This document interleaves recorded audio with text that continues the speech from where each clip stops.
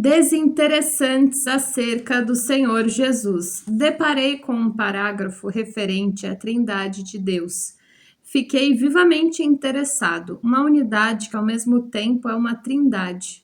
A contradição interna deste problema cativou-me. Esperei com impaciência o momento em que deveríamos abordar essa questão. Quando chegamos a ela, porém, meu pai disse, abre aspas, chegamos agora à Trindade, vamos passar por alto este problema, pois, para dizer a verdade, não a compreendo de modo algum. Fecha aspas. Por um lado, admirei sua sinceridade, mas por outro, fiquei extremamente decepcionado e pensei, abre aspas, então é assim, eles nada sabem disso e não refletem. Como poderei abordar esses temas? Fecha aspas. Fiz algumas tentativas inúteis, interrogando colegas que me pareciam ponderados. Não encontrei qualquer eco, mas, pelo contrário, uma estupefação que me colocou de sobreaviso. Apesar do tédio que sentia, fiz todos os esforços para crer sem compreender. Atitude que parecia corresponder à de meu pai, e assim me preparei para a comunhão, na qual pusera minha última esperança. Tratava-se de uma comunhão comemorativa, de uma espécie de festa em memória do Senhor. Morto 1860 anos antes, estávamos em 1890. Ele fizera certas alusões tais como tomai e comei, este é o meu corpo, designando o pão da comunhão que devíamos comer como sendo seu corpo, e que na origem fora carne. Devíamos também beber o vinho, que na origem fora sangue. Eu compreendera que dessa forma deveríamos incorporá-lo. Isso me parecia uma impossibilidade evidente, um grande mistério, mediante a comunhão, a qual meu pai dava tanta importância. Eu o experimentaria. Essa expectativa constituiu o essencial da minha preparação à Santa Comunhão. Segundo o costume, o padrinho deveria ser um membro do consistório.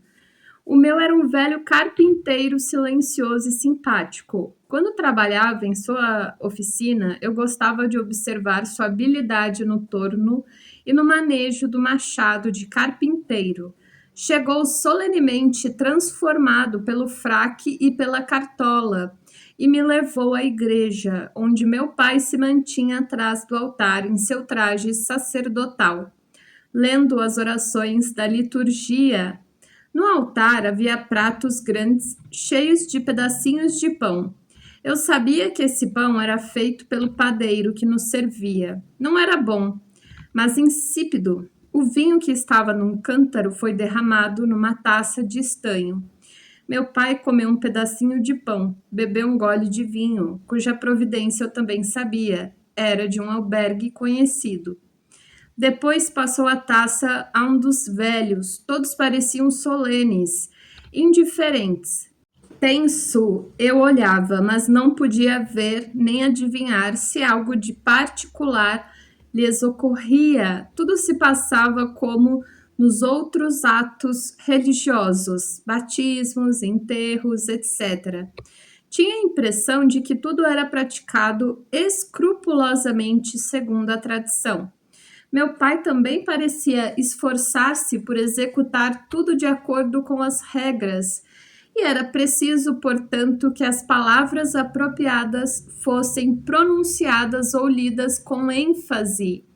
Ninguém mencionou o fato de que 1860 anos haviam passado desde a morte de Jesus, tal como é costume nas comemorações dessa natureza. Não percebi nem tristeza nem alegria, e segundo me pareceu, a festa foi insignificante sob todos os pontos de vista, dada a extraordinária significação da personalidade celebrada. Não podia ser comparada às festas leigas. Chegou então a minha vez. Comi o pão. Era insípido, como esperava. Tomei um pequeno gole do vinho, ácido e não dos melhores. Depois, fizemos a prece final e todos saíram, nem oprimidos, nem alegres, e seus rostos pareciam dizer: ufa, acabou-se. Voltei para casa com meu pai, vivamente consciente de estar usando um chapéu novo de feltro negro e um traje negro, também novo, prestes a transformar-se num fraque, uma espécie de casaco que se alongava atrás, na parte inferior, formando duas pequenas abas separadas por uma fenda com um bolso onde se podia pôr o lenço, o que me parecia constituir um gesto viril adulto. Sentia-me elevado socialmente, admitido na comunidade dos homens. Houve também nesse dia um almoço particularmente bom. Tive a permissão de passar o dia inteiro com minha roupa nova. Estava vazio, porém, e não sabia o que se passava comigo. Só pouco a pouco, durante os dias que se seguiram, emergiu a ideia. Nada acontecera. Atingir, entretanto, o apogeu da iniciação religiosa da qual esperava algo de inédito, sem saber ao certo o que. Mas nada acontecera. Sabia que Deus teria podido provocar coisas insólitas, coisas de fogo e de luz supraterrestre. Aquela celebração solene, pelo menos para mim, não manifestara qualquer traço de Deus. Falara-se dele, mas tudo se limitara às palavras. Não percebera nas outras pessoas nem desespero intenso, nem comoção poderosa, ou graça transbordante, e tudo isso constituía para mim a essência de Deus. Nada observara de uma comunhão, nada semelhante a uma reunião ou a uma unificação. Unificação com quem? Com Jesus? Não se tratava acaso de um homem morto há 1860 anos? Por que unir-se a ele era chamado filho de Deus? Tratar-se-ia de um semideus, tal como os heróis gregos? De que modo poderia um homem comum unir-se a ele? Chama-se a isso religião cristã, mas o que tem ela a ver com Deus, tal como eu o experimentara? Por outro lado, era perfeitamente claro que Jesus, o homem, tinha relação com Deus. Estava desesperado em Getsemane e na cruz, depois de haver ensinado que o amor e a bondade de Deus eram os de um bom pai. Mas vira então quanto Deus poderia ser terrível, isso eu podia compreender. Mas por que aquela pobre comemoração com pão e vinho? Pouco a pouco tornou-se claro para mim que aquela comunhão fora uma deplorável experiência. Dela só resultara o vazio, pior ainda, uma perda. Sabia que nunca mais poderia participar dessa cerimônia. Para mim não se tratava de uma religião, mas de uma ausência de Deus. Não voltaria mais à igreja, que para mim não era um lugar da vida, mas da morte. Senti uma piedade imensa de meu pai. Compreendi de repente o trágico de sua profissão e de sua existência. Ele lutava contra uma morte cuja presença não podia admitir. Cavara-se entre nós um abismo sobre o qual era impossível lançar uma ponte.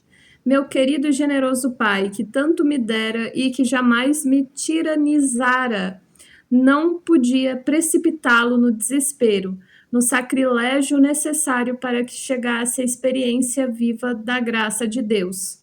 Somente Deus o poderia. Eu não tinha esse direito, seria desumano. Deus não é humano, pensei.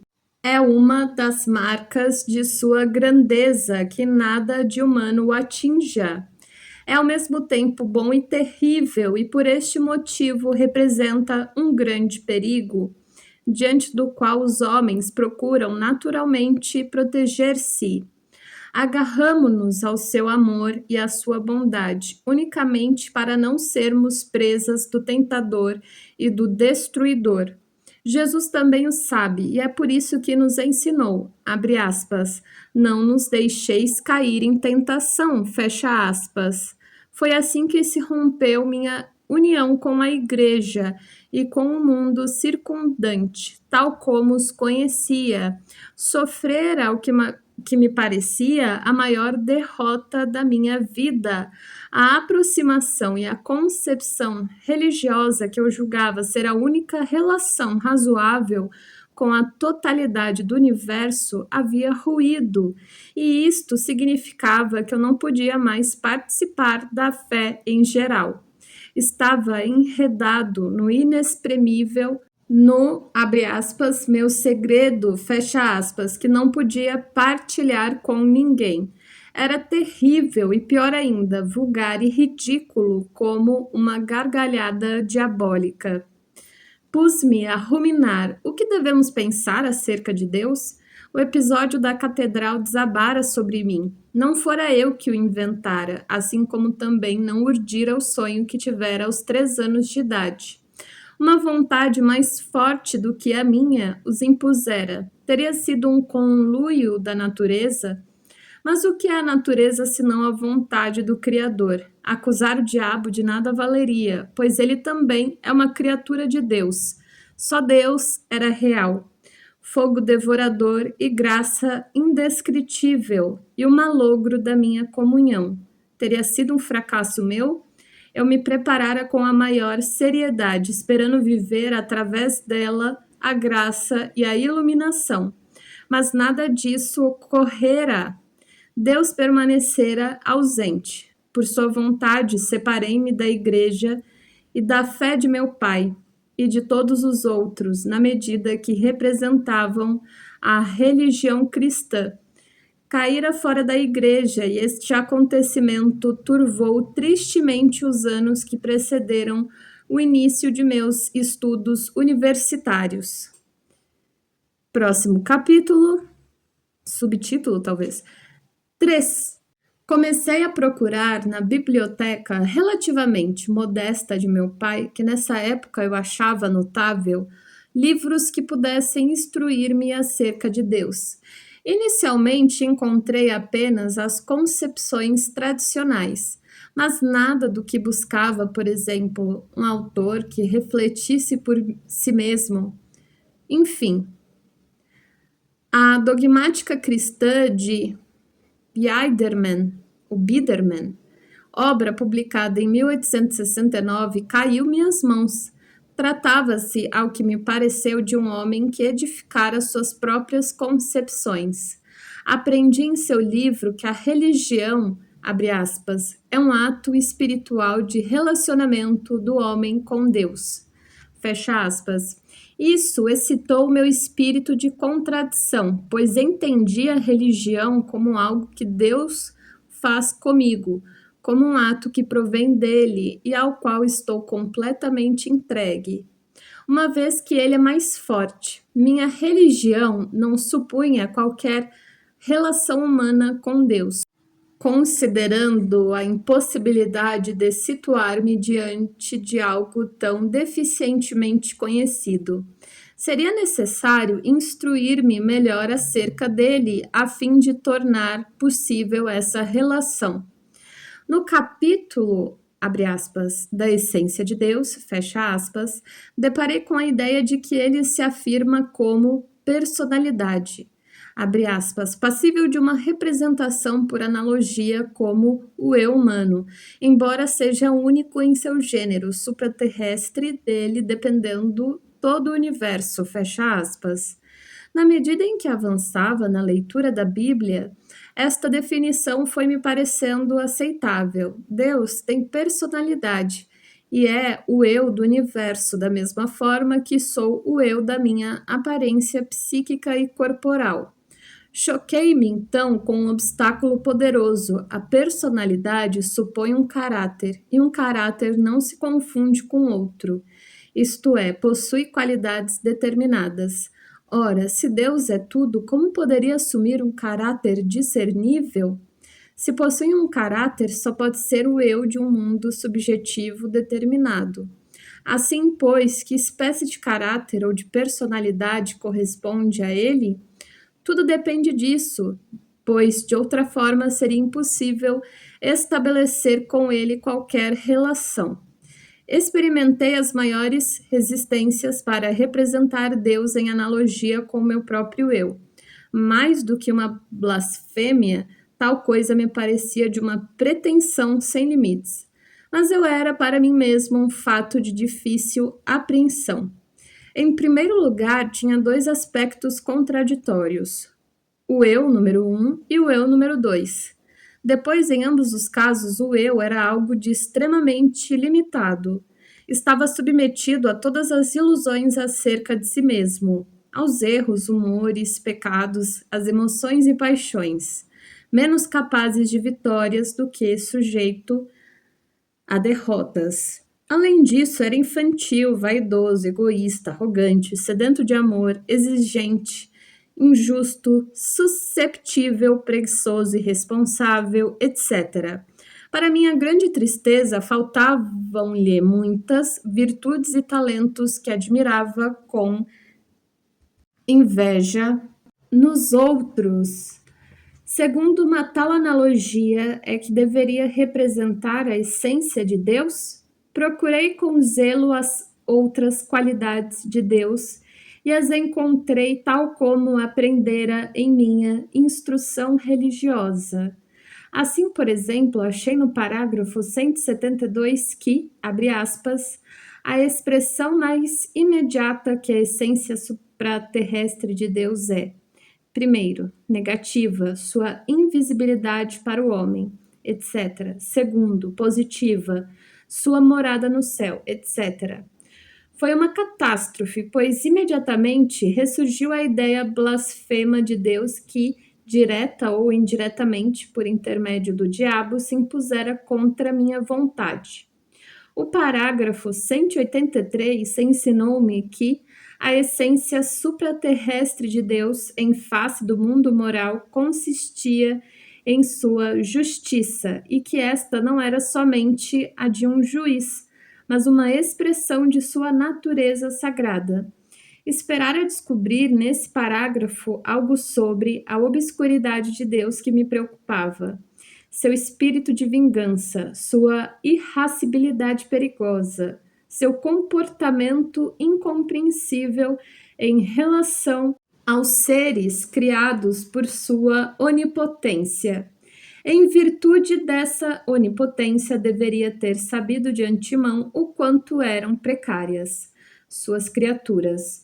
Ora, o agradava-lhe também induzi-las em tentação ou pô-las à prova, se bem que conhecesse de antemão o resultado de suas experiências. Assim, pois, qual o caráter de Deus? Como julgaríamos uma personalidade humana que se comportasse dessa maneira? Não ousava pensar nisso, mas li depois que, embora, abre aspas, bastando-se a si mesmo, de nada mais precisava além de si, fecha aspas, tendo criado o universo para sua satisfação, abre aspas, enquanto que o mundo natural ele cumulou com sua bondade, fecha aspas, abre aspas, o mundo moral ele quis cumular com seu amor, fecha aspas. Em primeiro lugar, eu me detive na desconcertante palavra satisfação. Satisfação com o quê? Ou com quem? Evidentemente com o universo, pois ele louvava e achava boa sua obra. Mas este era um ponto com o qual não concordava. Sem dúvida, o universo era belo, além de qualquer expressão, mas tinha um aspecto terrível. No campo, uma cidadezinha de poucos habitantes, onde quase nada acontece, a velhice, a doença e a morte são sentidas com maior intensidade, mas abertamente e com todos os detalhes. Embora tivesse apenas 16 anos, já presenciara muitas realidades da vida dos homens e dos animais. Na igreja e na escola, ouvira falar frequentemente acerca do sofrimento e da corrupção do mundo. Deus manifestara uma satisfação imensa com o paraíso, mas também cuidara de que seu esplendor não durasse muito tempo, uma vez que nele pusera a serpente venenosa, o próprio diabo. Que satisfação poderia isso causar-lhe? Estava certo de que Biederman não concordaria com esta ideia, mas devido à ausência usual de uma reflexão em matéria religiosa que me surpreendia cada vez mais, tagarelava de um modo edificante, sem perceber as tolices que dizia.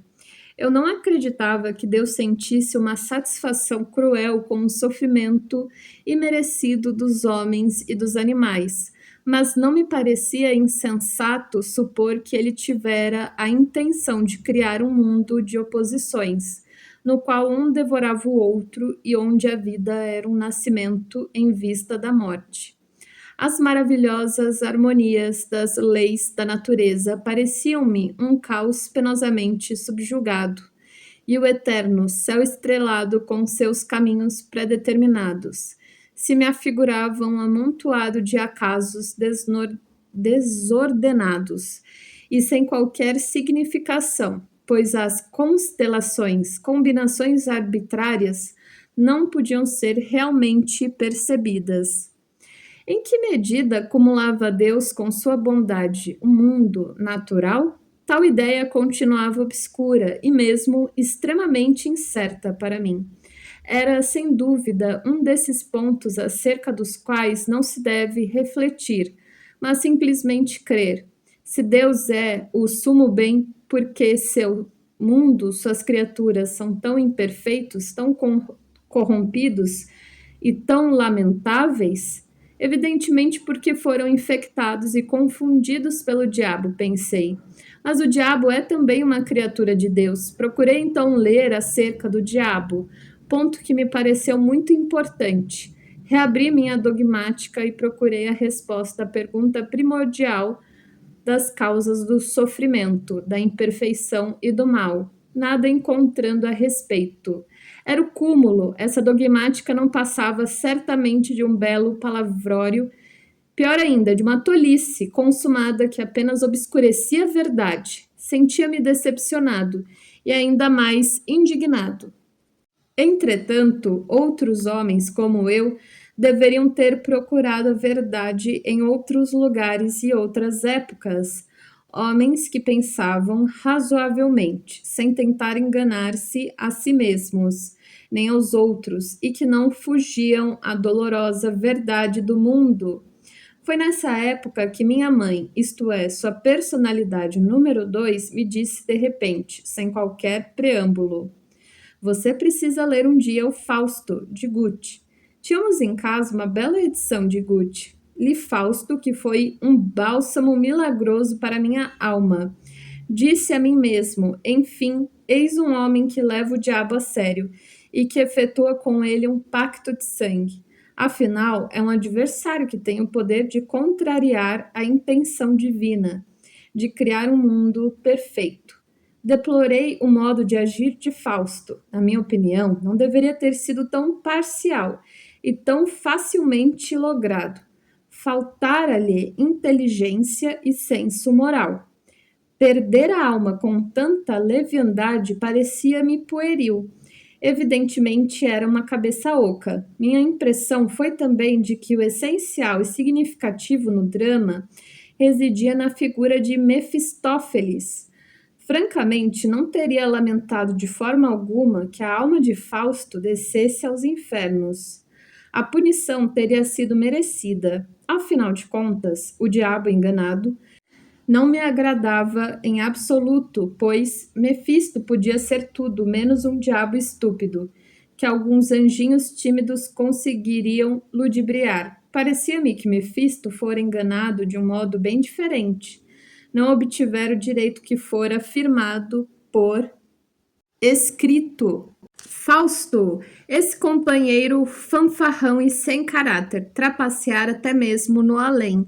É verdade que sua puerilidade fora então desmascarada, mas não me parecia que ele tivesse merecido a iniciação nos grandes mistérios. Tê-lo-ia retido um pouco mais no purgatório. O verdadeiro problema estava centrado em Mefistófeles, figura que me obcecou e que me pareceu obscuramente relacionada com o mistério das mães. Em todo caso, Mefistófeles e a grande iniciação final constituíram um acontecimento extraordinário e misterioso nos confins do mundo da minha consciência.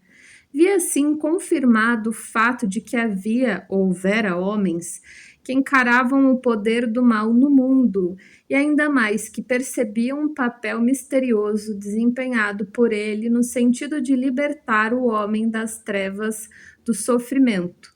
Assim, Gut foi para mim um profeta. Não o perdoava, porém, de haver liquidado Mefistófeles com uma simples brincadeira, com um tour de passe-passe.